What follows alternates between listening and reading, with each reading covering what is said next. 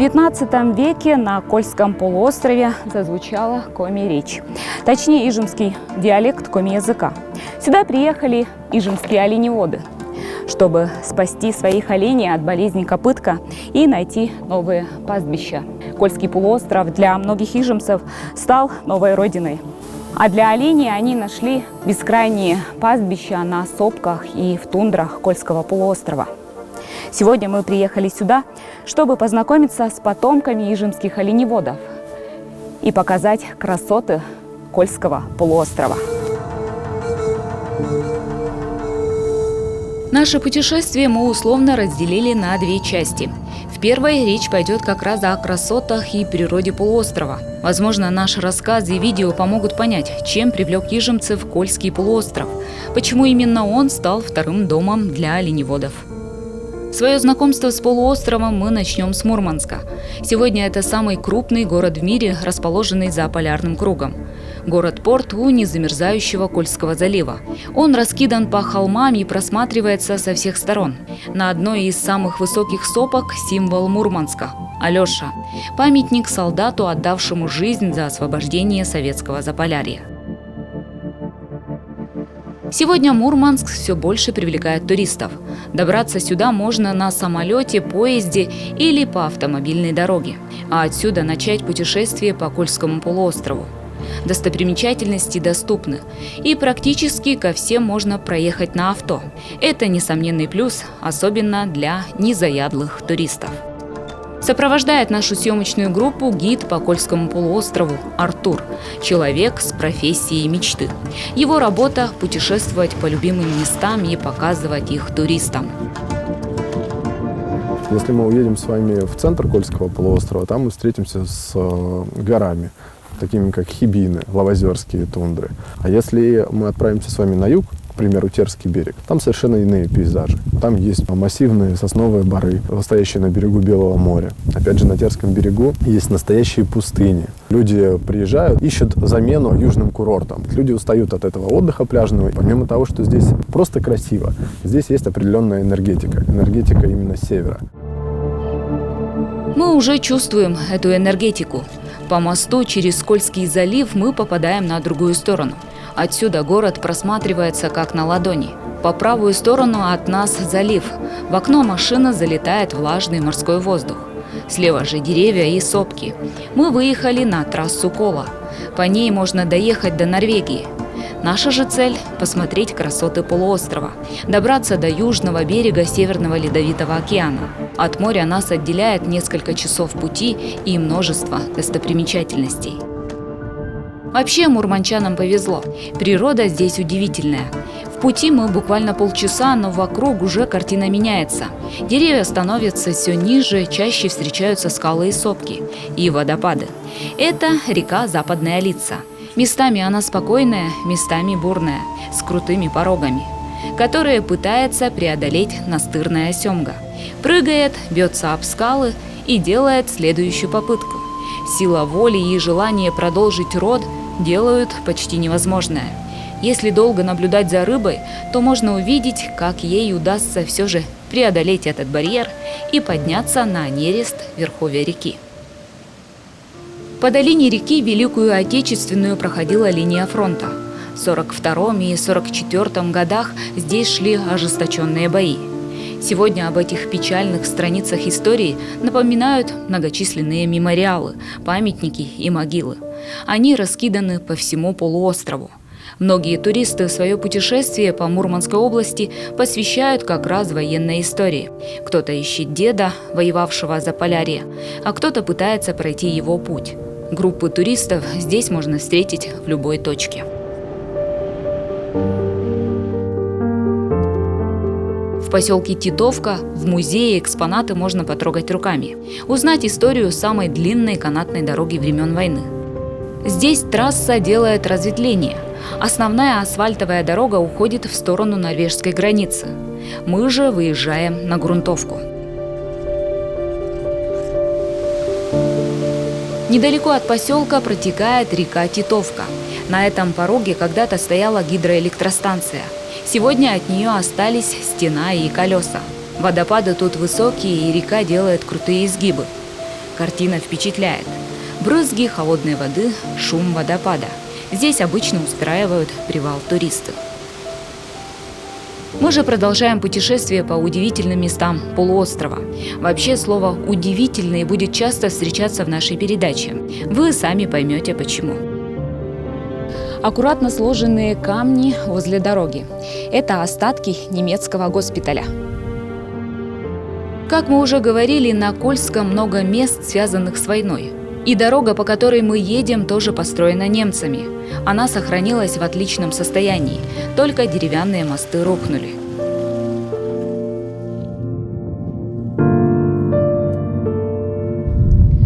Почти конец августа уже, а на Кольском полуострове только-только созревает морожка. Хотя наше путешествие вполне комфортное, мы не передвигаемся по камням пешком и не тащим на себе рюкзаки, но ночевать будем в палатке. Конечно, если сможем ее установить. Ветер здесь знатный, особенно в ночное время. Забегая вперед, скажу, большую палатку, в которой предполагалось устроить импровизированную кухню-столовую, нам так и не удалось установить. Поэтому, поужинав на открытом воздухе, мы отправляемся в свои уютные одноместные номера. Ведь завтра трудный день. Нам надо доехать до берега Баренцева моря, посетить полуострова Средние Рыбачьи. Их от Кольского отделяет хребет Мустатунтури. Его видно от места нашего привала. До хребта несколько километров, но мы на него поднимемся с другой стороны.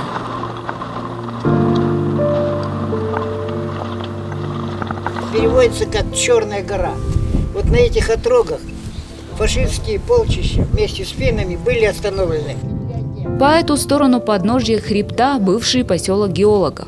Руководит сейчас здешним хозяйством бывший геолог Юрий Александрович Кобяков.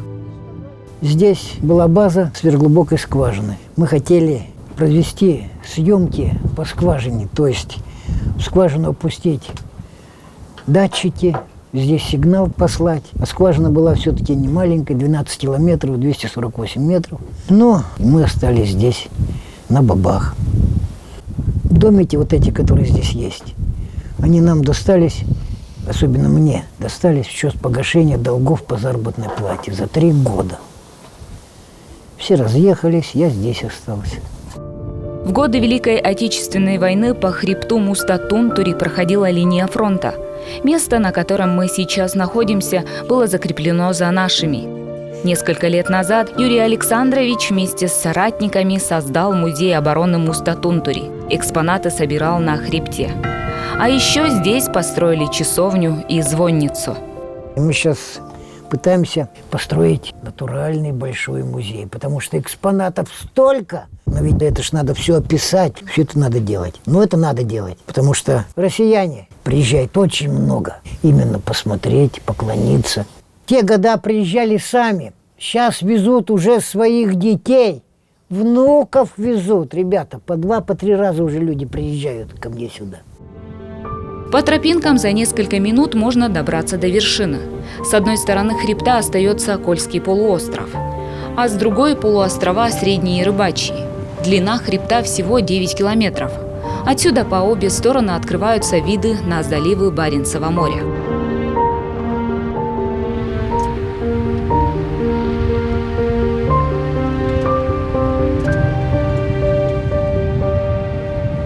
Не нужен нам берег турецкий, и Африка нам не нужна. И пусть я в теплой куртке и в теплой кофте, но ощущение того, что я нахожусь на пляже, меня не покидает. Ну, это потому что купальный сезон уже давно закончился, скоро осень. А в теплую погоду, летом, местные жители приезжают сюда загорать и купаться. В июле вода в море нагревается до 9 градусов. По утверждению местных жителей, температура вполне комфортная для водных процедур. В конце концов, греться можно и у костра, или на солнышке. Помните фильм «Марсианин», где главный герой ходил по пустыне с рыжими камнями? Так вот, этот фильм снимали в пустыне Вади-Рам в Иордании. Я, конечно, не в Иордании, не в пустыне Вади-Рам, но здесь такие же рыжие камни и рыжий песок. Пляж рыжих камней – излюбленное место мурманчан. Пейзажи здесь и правда впечатляют. небольшой кусок красной пустыни на севере. Все дело в наличии железа. Именно оно придает песку красный оттенок. В Норвегии есть скала, которая называется язык тролля. Ну, а это, наверное, язык какого-нибудь маленького тролля. Вода вымывает мягкие породы и придает камням причудливые формы. Ну а недалеко от пляжа рыжих камней – пляж с яйцами динозавров. Так в народе назвали место с круглыми камнями.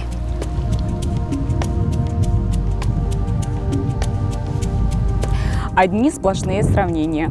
Ну а теперь уже за моей спиной местный Гранд Каньон. Сходство удивительное. Если не брать в кадр мох у подножья скал, то получаются вполне себе южные пейзажи. Недалеко от местного Гранд Каньона младшие братья наших маньпупунюровских болванов. На берегу моря тоже стоят каменные братья. Правда, их всего двое, и они поменьше. Всего 13 метров высотой. Им уже более 700 миллионов лет. И называют их сёйдами. Древние народы Крайнего Севера считают, что это сейды. Сейд в переводе с саамского языка считается как святыни. Это два брата, Акка и Уку, которые были достаточно шаловливыми ноидами, колдунами. Вот. И боги их решили усмирить и, скажем так, заточили в эти скалы. 3 года назад мы приезжали сюда в достаточно большую компанию, у нас было порядка 12 человек. И один из людей увлеченно прям спрашивал про эти места и очень хотел посетить. Я не стал рассказывать, когда мы к ним приедем. И подъезжая к 2 братьям, человек, Роман его звали, он говорит: мне становится жарко. А на улице была не очень теплая погода, примерно +8, несмотря на то, что это была середина июля. И чем ближе мы подъезжаем, тем ему становится теплее. Увидев их, он говорит: теперь я понимаю, почему. Он выходит из машины, идет к 2 братьям, становится между ними, разводит руки, просто у нас на глазах начинает обливаться потом. У нас было 12 человек, каждый после него пошел, попробовал. Никто не чувствует эту энергетику. Наверное, это где-то в подсознании. Сижу на берегу Баренцева моря и ем краба камчатского. Вот представляете, для того, чтобы попробовать камчатского краба, не обязательно ехать на Камчатку. Можно приехать сюда, на Кольский полуостров. В 80-х годах сюда завезли камчатских крабов, и им тут понравилось. Правда, ловить их нельзя, только компаниям, которые имеют лицензию. И крабов можно купить у них. Ну и крабов, как нам сказали по секрету, можно купить у браконьеров.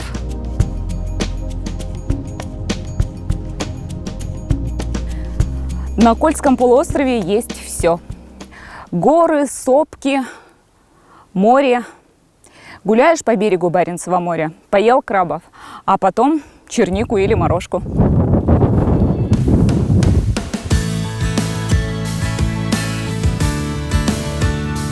Надо отметить, нам повезло с погодой. Путешествовали мы в конце лета, для севера это уже осень. Но север к нам благосклонен.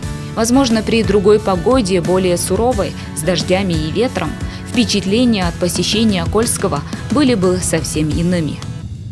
В какой-то степени физически достаточно сложный отдых, потому что после этого отдыха хочется полежать дома хотя бы денек.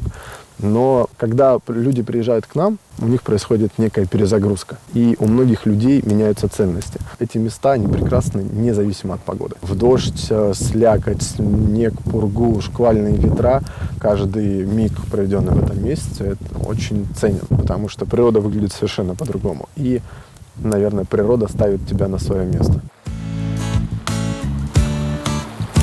По традиции, попав на берег моря, надо обязательно помочить ноги. Ну, ноги я, конечно, мочить уже не буду, а вот опустить руку в соленую воду Баренцева моря, Северного Ледовитого океана. Запросто.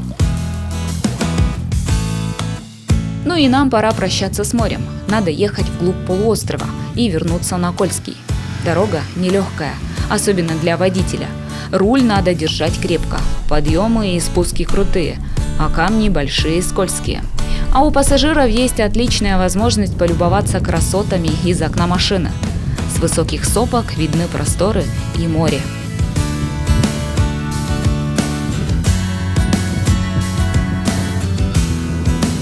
А эти интересные камни – тролли. Ночью они оживают, а днем окаменевают. И будить их совсем не обязательно. Вот такая легенда.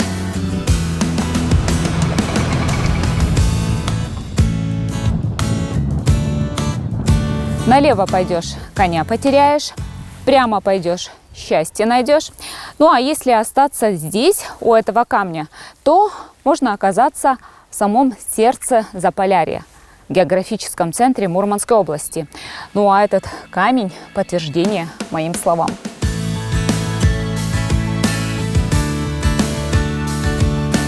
Географический центр области в селе Лавозеро.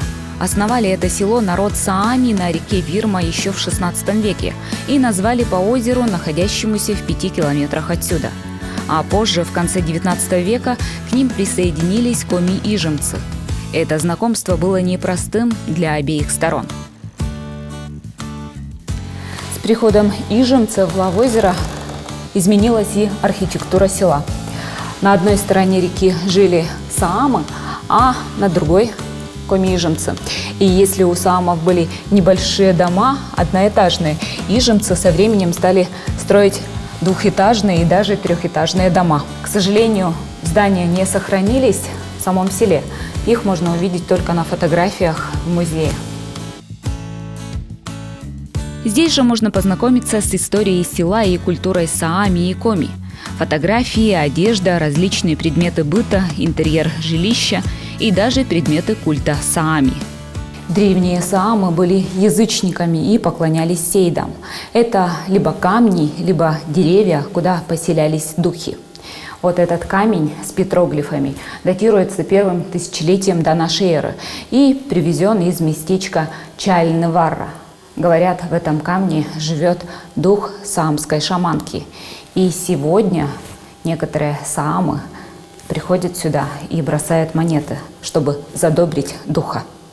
Музей истории быта саамов и основные экспозиции, конечно же, посвящены культуре этого народа. Но с XIX века история лавозерских саамов неразрывно связана с ижемцами. После прихода коми в жизни местного населения изменилось многое.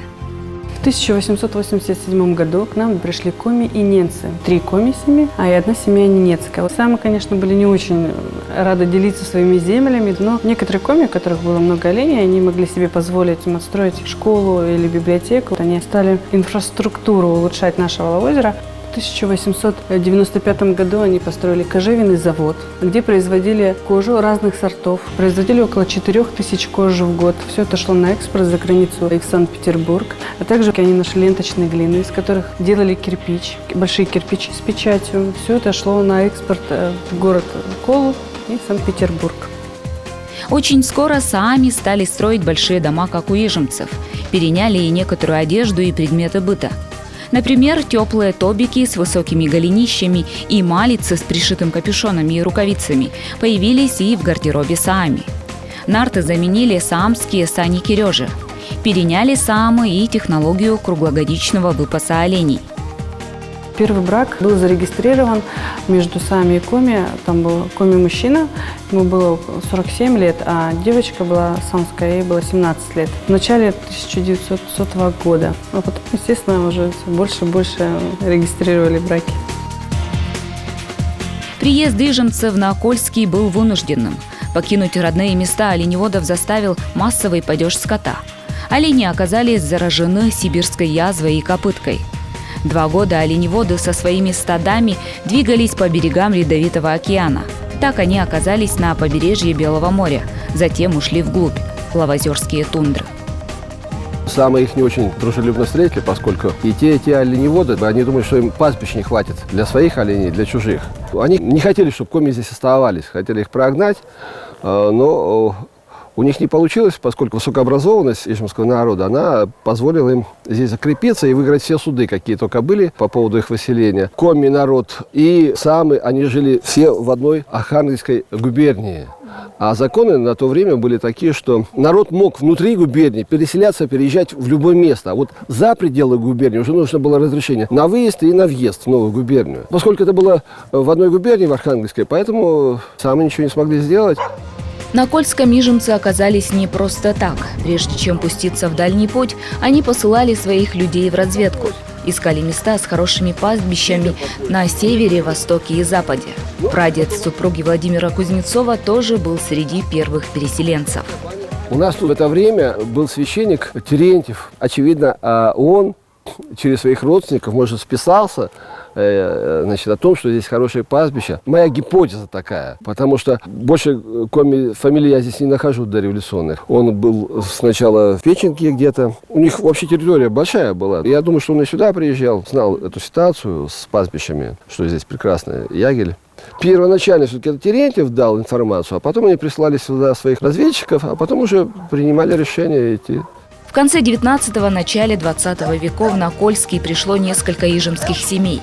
Многие обосновались в Лавозере, а некоторые ушли дальше и основали еще 3 села – Ивановку, Каневку и Краснощелье.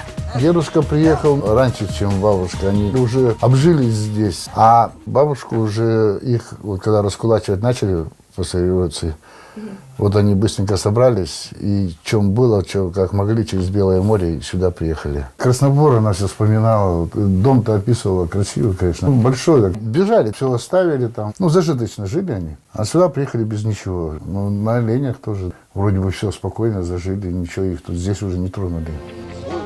Сегодня ижемцы также пасут оленей. В районе работает 2 колхоза – в Лавозере и в Краснощелье. В тундру ходят сами, русские и коми вместе. Юрий Валентинович Филиппов – зоотехник в местном оленеводческом колхозе. По его словам, оленеводство на Кольском пока живет, не то что в 90-е. Тогда оленей отстреливали с вертолетов. Да и сейчас зимой туристы гоняют животных по сопкам с ружьем ради забавы. Молодежь же в тундру особо не рвется. Выпас оленей у кольских оленеводов отличается от коми. Животных держат в стаде лишь с осени до весны, а летом олени на вольном выпасе уходят к морю. Осенью же их собирают. Сейчас как раз идет подготовка к выходу в тундру. Там такие скалы около моря, что нереально их гонять, выпасать, и, в общем, этим не занимаются. Так же и делают в Скандинавии. Они лето выпасают, сейчас в сентябре они собирать начинают, забой у них в сентябре. И потом на зимние пастбища там уже под присмотром. Также у нас никак нам лето не пропасти. Посмотришь, такие тундры гладкие, там Архангельская область, КССР, это для нас такая тундра, это где-то, если метров 10 есть такой, как у них там сплошь все гладко. А так все камни, болото, камни, ручьи, озера, такая вот территория. Поэтому летом нереально. Конечно, они немного дичают. Человека не видели все лето. Тихонько. К зиме более-менее они уже осмиреют. Поголовье большое? Хватает нам. Эту цифру нельзя назвать. Да, мы как-то не любители это там говорить. Хватает, в общем. Главное, чтобы выход хороший был, да, сохранить, и все вот это вот. А жить-то можно с этим поголовьем. Сегодня жизнь в Лавозере мало чем отличается от других подобных сел.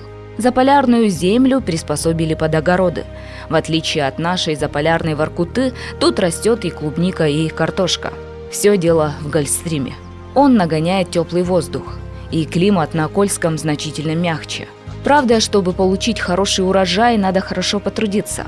Владимир Кузнецов даже картошку сажает рассадой. Не зря его прозвали местным Мичуриным. А это непростая картошка. Это финская картошка, которую нам привезли на еду, а мы ее не съели, а мы ее посадили. Клубника, да, черная смородина. За счет, конечно, трудов наших. У меня даже крыжовник сейчас уже приживается, маленький есть. Он здесь вообще никак не рос. Несколько раз я пытался, но сейчас уже приростки идут хорошие. У нас в основном черви там, но мы их переносим сюда. Вот это привозной грунт, а там родной. И мы оттуда весной перетаскиваем червей сюда. У нас и торф, и песок здесь есть. Совхозные поля, посмотрите, у нас много очень полей.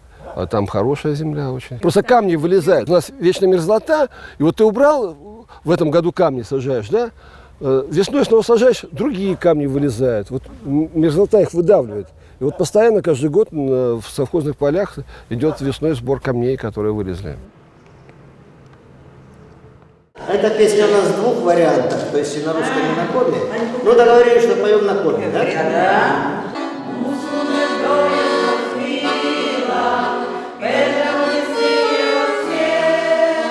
Очаг коми-культуры и языка – Лавозерский хор Ижимак.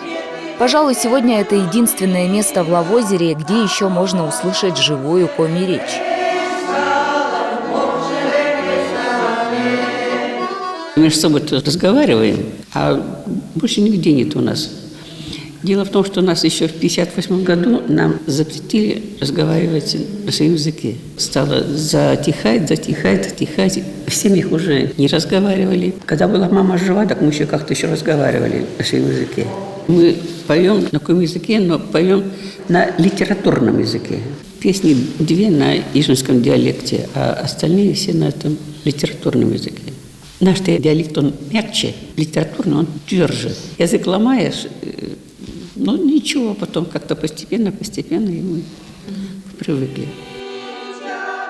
В коллективе Ижма Зоя Дмитриевна уже 29 лет. Поет здесь с момента основания хора. А еще все участницы ансамбля отлично знают свою родословную.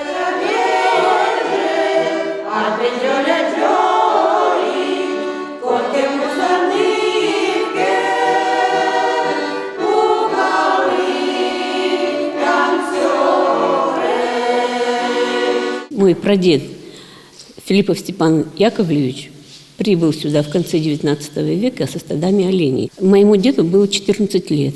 Мой отец тоже из Коми республики, но он приехал чуть-чуть попозже, после революции. А мама у дедушки была привезена с Коми республики. Здесь не было невест, и они выезжали туда и привозили себе пару. Я жила всю жизнь с родителями своими и до старости с ними. Они говорили только на коми-языке. И потом я вышла замуж тоже за человека коми, оленевода. Он, работая в оленеводстве, общался только на коми-языке.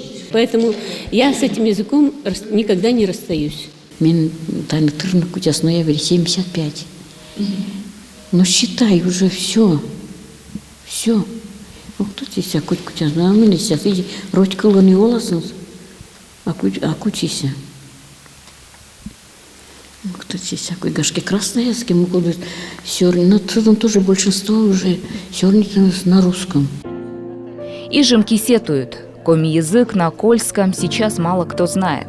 Раньше говорили их родители, и казалось, всегда можно выучить. Они успели оглянуться, учить некого, да и некому.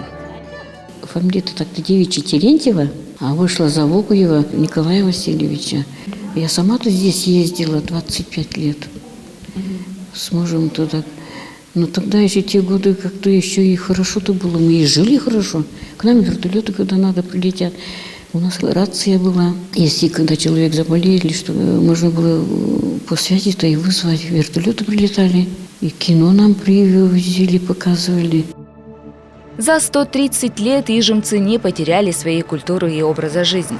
Правда, живет коми-культура только среди старшего поколения. Молодежь давно уже ассимилировалась. Только фамилии говорят об их происхождении. Рочевы, Терентьевы, Артеевы, Давокуевы. На коми еще общаются между собой оленеводы в тундре. Но в самом селе коми-речь не услышишь. Впрочем, как и саамскую. О том, что это Саама коми-село, говорит лишь надпись на баннере в центре села. Она приветствует на 3 языках – русском, саамском и коми. Впрочем, лавозерцы не совсем еще отчаялись. Саамов поддерживают их родственники из Норвегии. Ну а ижемцам остается надеяться только на себя. От них зависит, будут они ижемцами только по фамилии или по языку и культуре.